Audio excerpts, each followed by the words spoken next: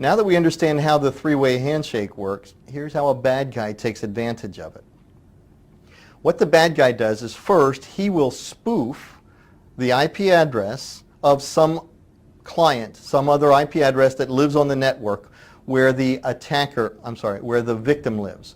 So the attacker picks an IP address of just a user that lives on the same network where the victim is, the server that we're trying to bring down with this denial of service attack. So the attacker builds a frame spoofing the source address of this user that lives on the network, and he sends the server a SYN frame. So the attacker sends the SYN frame to the server. Now the server, of course, is going to respond with a SYN ACK. He thinks he's about to establish a session with not the attacker, but the user that has been spoofed. So the server sends the user a SYN ACK frame. Well, now the user didn't send the SYN frame. This is where the attack comes into play. The user receives the SYN ACK response from the server and doesn't understand what this frame is. So the user simply discards that SYN ACK frame.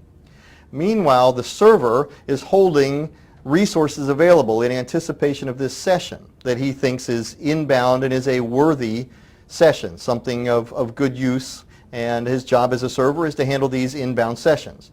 So the server commits resources to this apparent session that's about to take place. However, the attacker continues to send SYN frames to open up new sessions to the server, yet the server keeps responding back to some other user who doesn't understand what this is all about. He simply discards those frames, but meanwhile the server is consuming more and more and more of his resources for inbound sessions. We send so many SYN frames to the server that we consume all of his inbound buffer space to handle inbound sessions, legitimate sessions. We've consumed all of these resources and now the server can't handle a legitimate inbound session. This is how we provide this denial of service attack on the server. So again, with the SYN flood, we have the attacker who is sending nothing but SYN frames to the server, which is the victim. Now again, in that SYN frame, he's not using his own IP address as the source address. He's using some spoofed IP address as the source address, so that when the server replies back with the SYN ACK, that SYN ACK frame doesn't actually go back to the victim.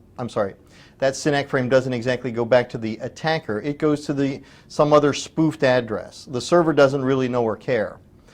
Now again, the attacker simply sends many, many SYN frames to the server. So many frames that the server will, again, consume resources in anticipation of an inbound session.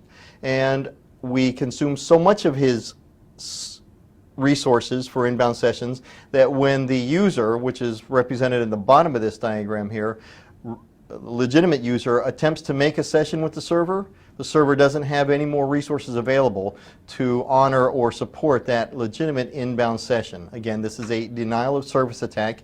This particular one is called the SYN flood.